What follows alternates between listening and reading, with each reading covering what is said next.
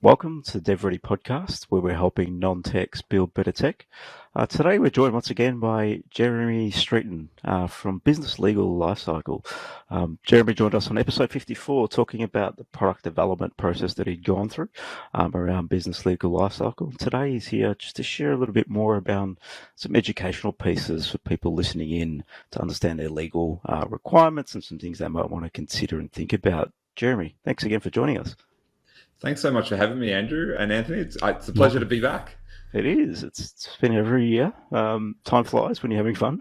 That's right.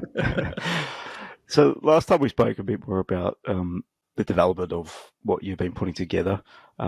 Today, we want to dig in a bit more around how we might be able to help people think about their legal requirements and things they need to consider. Tell us a bit about what you've been pulling together over the past 12 months, Jeremy.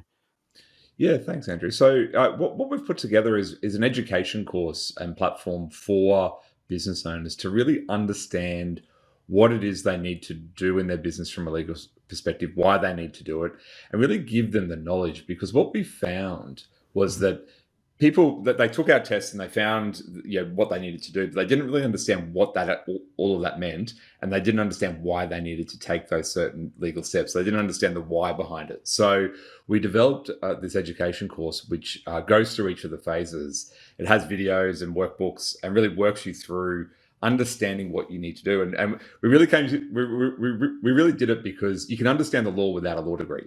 And you need a law degree to implement a lot of it, but you can understand why you need to do things. So we wanted to educate business owners on the why and the what, so that they could then work with their lawyer on the how and get the work done.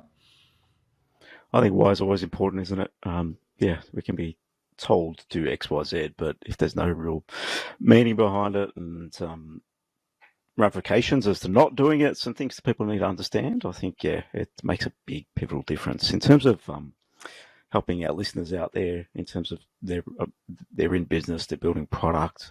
What are a couple of things that you may want them to consider if they would go into a program like this, just to get a little bit more learning and depth around their legal requirements? For me, it's around, when you're learning something and you're educating yourself, you're growing and you're finding out more and more information. And, on the last podcast, we talked about, the real frustration people have with lawyers. I'm still a lawyer, so I can say we and I'll own this. We can be difficult to deal with. People don't like dealing with us. They see us as a cost, not an investment. And we use big words that people think sounds really fancy, and people don't know what they mean. So it becomes quite intimidating. And so the purpose of educating them or educating a business owner is so that they can really realize that it's really not that hard for them to understand the broad level concepts, and they can really understand from there what do they actually need to go and do. So it's really around that, really debunking the myth that law is a complicated pursuit where we have to have our lawyer explain everything to us. Well, no, we can understand what we need to do first, and then we can be empowered to get the right decision and make that decision going forward. Because so many people, and I know we talked this on the last one, but so many people take that reactive approach to their legal risks. They're constantly waiting till a problem arises and then looking to solve that problem after it arises. And I've seen it multiple times, and where it's just cost millions of dollars of people's money, of other people's money, that they could have just solved if they just learned something and they just moved forward and understood what they were doing before they went ahead and made a decision. It's interesting, isn't it? I think it's similar when we're coming from a tech perspective. We can have that big words, big jargon. People can get a little bit confused. So I feel like the legal's in its own basket as well, where it can be a little bit confronting, especially when you look at big contracts and having to read through those. Just for an example, can be a bit of work. I put my little legal hat on sometimes and dig in, but it's just not. You don't know everything unless you dig in and actually educate yourself. I think that's an important piece. What type of people are you finding are spending a bit of time investing into a program like this? So what we're finding, Andrew, is people who are honestly, it's people who are looking to exit their business or they're looking at building a business that they can exit because they see the need to build something that is a saleable asset. And so they want to look through the legal risks and they want to reduce those risks. It does work for everyone, but that's where we're seeing the most traction is around, through coaches and people like that who have clients who need to know what they need to put in place. I can't remember whether we spoke about it on the last show, but one of the goals of the life cycle is around helping people to build their business to become a saleable asset. Because one of the things that a lot of people don't realize is that when you decide that you want to sell your business, on average, you're about 2 years away from actually having the business in a way that you can sell it. Just from legal problems, things that aren't risks that haven't been solved, different aspects of the business. That's the average is 2 years. So that means some are ready in 6 months, some take longer than 2 years. And so those people are coming to us and they're coming to us and I want to sell my business in 2 to 5 years. What do I need to do to really build out my business? And that's who we're seeing at the moment, but we'd love to see more people in the people who have been where I've really targeted it is people who've been in business for a year or two, a bit like the test. It's you've been in business, you've made some mistakes, you realize you don't know everything, because let's face it, we all think we know everything when we start. We sure Everyone's just walking around, making it up as they go along. That's the reality when you've been in the space for a while. That's right. Yeah. That's right. I mean, I did that. I thought I knew everything and was quickly humbled when I did that. Yeah. And I think that it's really built for that person who's been in business for a couple of years, wants to know more, wants to educate themselves, and so they can have a better conversation with their legal advisors. So there's a bit of a gap between who's getting on there and who we want to get on there, and that's part of the journey and why I love doing podcasts like DevReady, where we can actually talk it out and get into talk to people who are actually in that space and who could use what we've developed to help build great businesses. So it wouldn't be like the first stage startups, the ones that at least got some customers or something at the door running around a little bit, and then, all right, you're building it to either sell it or run it long term. So if you're going to sell it, get the right structures in place and cover off check all the boxes that you advise that they need to cover, because the things they don't know. Absolutely, and it does work for startups. It's just what I found is it's just not as much. They're busy doing other things, as it were. The other thing to remember too is even if you are building a business that you want to work for the rest of your life, right? Just know two things. One, that could change very easily. I have my law firm, and if you told me that I'd be doing this 10 years or 11 years after starting it, I would have laughed at you, but it did. I did change. And two, at some point you will exit your business, whether it be by choice or something happens to you. The most tragic things that I see as a lawyer is where someone's built a really good business, they've put in all their effort, and then they get sick and they can't work anymore. And it's so reliant upon them. They haven't reduced the risks. That the value that they could have got could be very high, but it ends up being very low because they haven't plugged those legal risks. So it's important to do it whether you're looking at exiting in 2 years, 5 years, 10 years, or in 50 years. And a lot of people say to me, "Oh, well, I'm just going to be doing this for the rest of my life." It's like, number one, you probably won't, but number two, you at some point you will exit. So you need to solve that problem as quickly as you can. I think it's always an interesting take, doing it for the rest of your life. If the industry exists for the rest of your life, will be an interesting one. But it's always evolving and everything's changing. We see it all the time. So even the way we do business is very different to what it used to be 3 or 4 years ago, even 2 years ago. So, and that's going to change again and again and again. Because if you're looking to keep up or even move ahead of the thinking and you're being strategic about it, it's always going to evolve. It might be the same business, but the operation could change, which means risks change. So these are things you need to consider. I love the fact that you said it takes 2 years on average to exit. What are some of the things that you find people get wrong or don't even think about that puts them in that position? I wouldn't have expected that time. Yeah, that's a long time. So probably the main thing is, and what I'm talking about for the 2 years is it's really around having a saleable business that you can actually get a good return on your sale. So you could sell a business tomorrow and you get a lower price than if you really do all this work and put it in place. So it's not that you can't exit; it's just that you're not going to get a great return on the effort you've put in. So just sorry, I didn't make that clear before, but that's really what I'm talking about. Oh, that's important. I think if you're going to exit, you want to get the maximum that you can for the asset that you've built over time. And we all, as business owners, are investing quite a bit of time. And at some point, maybe the exit makes sense to business owners. So getting there at a point where you're happy, content, and does really well, I think that's paramount. So it's a really good conversation. Yeah, so probably the main one, Andrew and Anthony, is around the agreements. So people have agreements with their suppliers, their clients, their team members. And most of the time, those aren't documented in any way. And what happens with those agreements when they're not documented is everyone has their own opinion. It's like, there's the old legal saying that if 8 people see a car accident, there'll be 8 different views. There'll probably be about 10 different views, actually, as to what actually happened at the end of the day, right? Because we all see our world, the world around us, with our own perceptions. We filter it through all our experiences and all the rest of that. So the main thing that we see people get wrong is not documenting their agreements, whether it be with their suppliers, so that they actually understand and are getting the best price, but also that they've got the best, a really solid relationship with their customers and clients, not actually documenting what the agreement is, and with their employees as well. So having team members who don't have contracts that aren't properly protecting the business. I was just talking yesterday with a mate of mine who he bought an air conditioning business a year ago. And when he bought the business, there was a team of 10 employees, and the owner was getting out to retire from a retail air conditioning install business and going to do a wholesale business. And they thought, great, we've got these 10 employees. There was no contracts, right? And they all quit as soon as he took over.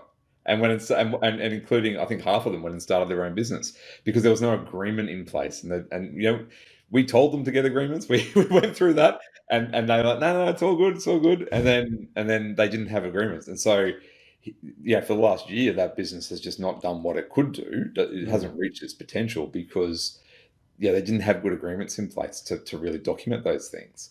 And so there's lots of examples like that we could go through where, and probably the biggest one are client agreements. Like actually, what you engage with your clients. Now, for a retail shop or someone who just engages people, on an ad hoc basis, that doesn't really apply. But anyone where you've got clients for the real value of your business, you need to have proper agreements with them that spell out the terms of the relationship, because you make the agreement when you start, and I get it.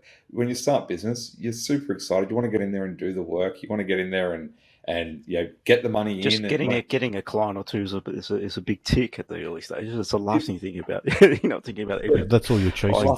Dotted, T's crossed, yeah. The last thing you're thinking of is getting a lawyer to draft an agreement, right? I get that. And so you want to get in there and do that as quickly as you can, though, because the clients are the assets of your business. The clients are the ones who pay your bills so that you can pay your team, and they're the real value of the business. So I get I've been there, multiple times where you just want to get in and do the work. It's just about really solidifying those agreements. So it's really understanding that, and it's really understanding too that that saying that you hear often, agreement's not worth the paper it's written on. That's true if you just get any old sort of agreement and you download it off the internet or you copy someone else's agreement. If you actually do it properly, it's 100% worth the paper it's written on, and it's 100% worthwhile doing. So I think that's probably the biggest area. If I could get a message over to the listeners, it's like, make sure that you document your agreements of what you understand it to be, and make sure the other side understands what it is, and really understand what that is. And so in the education course, I go through all the major agreements, whether that be agreements with business partners, whether that be agreements with team members, clients, suppliers, and I spell out what are the key elements of those agreements that you need to make sure that you cover to protect yourself. And that's all about empowering you to say, okay, I'm going to enter an agreement with a new supplier. What does that need to look like? What are the things that I need to do to then go and build that agreement out? So it gives people the structure and the things to consider within an agreement. I think one of the things you raised was downloading them offline. I used to do that when we started. That's what everyone does. Go online, download something. That will do. But as you get a bit more into bigger agreements and business changes, you probably a lawyer's very It's once another important. lawyer comes in on the other side. Yeah. I think that's when we had to then bring one in. That's when you start thinking, oh shit, we've got to get someone to help us, because you don't want to be playing lawyer at the other end when you're dealing with a lawyer at the other end. So it's interesting. Depends on the type of business you're in, right? But the type of people we are speaking to, the value is definitely in the clients and definitely in the agreements. So tech businesses, SaaS type businesses where data is important, all these things can add significant value to a business depending on the types of agreements, T's and C's, etc. that you have around the organisation. So definitely poignant in this space. It's not a retail shop where people are just buying a product. I think it's definitely important for people to think about. Absolutely, it is, and it becomes crucial for everyone, and it really is around building those assets so that if you do have to sell, then you get the maximum price that you can at the time. Mm-hmm. But I think even having those agreements in play protects you in the business, because yes, client agreements are very important. And like you said, employee agreements, IP ownership is important, especially if you're building technology products and those sort of areas, because you don't want to be in a position where your employee owns the code technically because you haven't got an agreement assigning it over to the business. Some failures that probably people made a long time ago. A lot more people are aware of these things now, that the person that wrote the code actually owns the code. Even though you paid them, if you don't assign it over, then they technically own it. So, and that happens, I've seen it happen with providers providing to other clients, and then they don't actually have a code base. So these things are very important in this space. Yeah, absolutely, and it's such an easy thing to fix. And we talked about downloading agreements off the internet. If you're going to do that, and you're in Australia, where we are, if it's got US law referred into it, don't use it. The amount of times I've had people come to me with an agreement that refers to Nevada law or Mississippi law or Massachusetts law or something like that, it scares me, because if you want to try and enforce that, you better be prepared to get on a plane and enforce it in the courts over there. So, are there any startup agreements or starting agreements you can get from the government? I know there are some of them, but I don't know what they cover though. Not really. No? Okay. When you start a company, you generally get a constitution, which is the agreement with the company. There are some. If you look, I know that like with the Victorian, I think it's the Department of Fair Trade, you can get like a debt collection procedure, so to help you actually recover the funds from your clients. I'm not aware of other ones where they actually give you too many agreements. They probably give you startup like basic template like guidelines and stuff. You can use.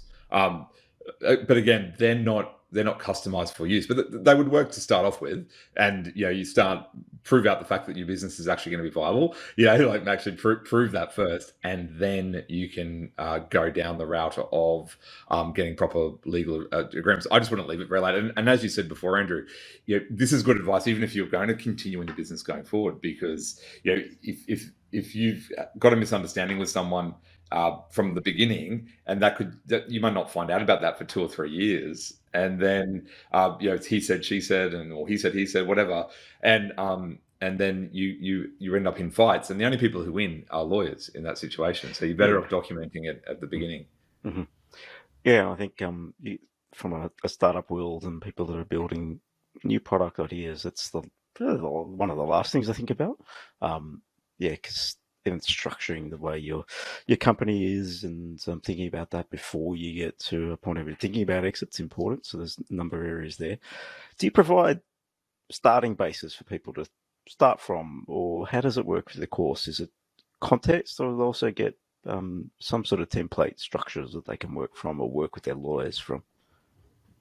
So the templates they get are the information about what needs to go into the agreements. I don't want to give agreements because I think that there'd be a tendency just to use those agreements and just rely upon those. Yes. And so I'm very big on you can definitely understand it, and in the future, and I'm sure I know we talked about this in our last podcast. I see developing those agreements once tech gets cost effective enough, and actually developing the agreements. But I don't like it now because it's just fill in the blank, a kind of fill in the blank exercise. And I think the tech's there, but it's super expensive, as you would know. So that will come down over time. So in the education course, we give you the outline of the things that you need to put into those agreements.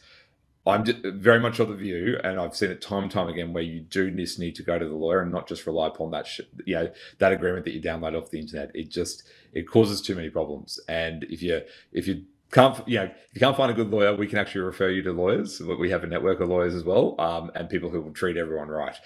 So I do get that people don't like dealing with us. I get it. I understand. But there are lots of good people out there who can help business owners and do a very good job of it, and for a cost-effective rate as well. Yep, got it. Yeah, I do understand that every business is different, and you need to think about certain topics in an agreement. So a way I approached it back in the day was offline, online, grab some stuff, use those and that's what everyone probably does. Use those for a period of time. Then at a point you get questions. And then when those questions come, you don't know how to answer them. So then a lawyer's needed. And then you start working with a lawyer, and then all of a sudden you're starting to establish your own agreements over time. That's generally what most people do, which can set you up for a few challenges early on. But hopefully it doesn't impact the business too much. But having your own T's and C's, especially stuff you can actually take and a customer will accept, is also important. What's your take on when you're working with from a more of a B2B play service areas? Like some of our listeners would be bigger SaaS providers providing bigger contracts. Generally, what I found in this sector is you've got a standard contract, and then you're basically negotiating every single contract at a B2B level with the lawyer that's at the other end. How do you approach that? What do you generally advise there? I think that's exactly the right approach, is to have your standard agreement of what you want. Some people will just accept that. A lot of people won't, though, and that's good. I think it's actually a good thing when people don't just sign an agreement. Think about it when you go and get your car serviced and you sign that bit of paper and no one ever reads it. If you've actually got someone reading through, especially in software development, you've got someone reading through, understanding all of the different aspects of what's going on, you'll actually have a better agreement. And so whilst it might cost a bit of money, that's actually an investment going forward. So I think the right approach is have a standard agreement that you can use, that is your suggestion, and that's really your best case scenario, right? And then when they come back to you, then you want to negotiate what the clauses mean and how it's actually going to work. And that actually builds a really good working relationship, because everyone understands where everyone else is coming from. And also, any disagreements are usually ironed out in that process. Are you going to get it right 100% of the time? No, but you'll get 95 to 99% of the way there, and that will solve a lot of the problems going forward. Yeah, makes a lot of sense. Good feedback. Yeah, it makes everything clear. And I find that you learn in those conversations too, because what the other side, which is the client, what they're expecting. And then you think, okay, that's probably a fair approach. And then you might mold your agreement to be a bit fairer, because everyone's on it. Every lawyer's working for their client, right? So they're putting their best foot forward for the client. But I think balanced agreements are important too, just so everyone's sort of in a really good sitting, because you are entering a business relationship and you're serving people. In the end, the agreement is only used generally if something goes wrong. So, and I think it's important that everyone understands that you're working into a relationship to provide good service. Everyone's generally got good intentions. Most people do. And that's there if something doesn't go to plan, and it can be referred back to. So I think it's a good little area for people to understand. It might be something I might jump on and have a look at, actually, because there's always things you can learn, and there's always gaps that you have no real domain knowledge or expertise in. You pick it up as you go, but I think that's a good little package for people to start thinking about. Yeah, absolutely. And I think it's just one little take on that. One lawyer I know refers to, when he does up a contract, he refers to it as a disagreement. So it's what are we going to do if we disagree? And so that's another way of framing it that really tells you what the agreement should be dealing with and how it helps you. Yeah, I think that's the only time they're ever really used. After that first signing, you don't really look at them ever again unless something actually shit hits the fan, really. Exactly. So you want to have the process in place so that if the shit does hit the fan, then you're ready to go ahead with it. Makes sense.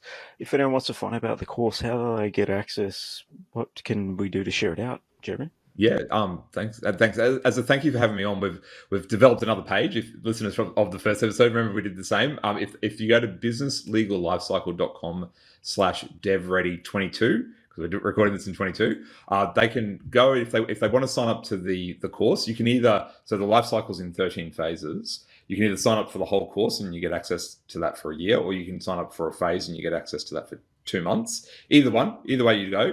If you do that, we'll give you a free business legal lifecycle assessment to help you identify the phases and what's missing in your business as well, so that you can learn more about that. And that's normally $97. But as a thank you for having us on the show, I'll throw that in for free for your listeners if they go in there. There's a little bit of a procedure. They've got to sign up and then email us, and we'll send that through so we can make sure they understand what their legal risks are. And then they can learn how to solve those risks and really help themselves move forward. Oh, thanks, Jeremy. I think anyone's listening, it's a boring area. You might think it is, but it's important too. So it's one area of business that needs to be looked at. So it is in the list of legal is in the list of the accounting for some people. It's like, it's just a number, but in the end, it needs to be looked at and done properly to best serve your team, your business, your partners, and your clients. So I think it's a good place to start by the sound of it for people that need a bit more of an uplift in terms of their legal nous. So thanks for coming on. Thanks for sharing, and we'll share it all across in the show notes as we share out the podcast, Jeremy. Appreciate your time. Thanks so much. Yeah, thank you.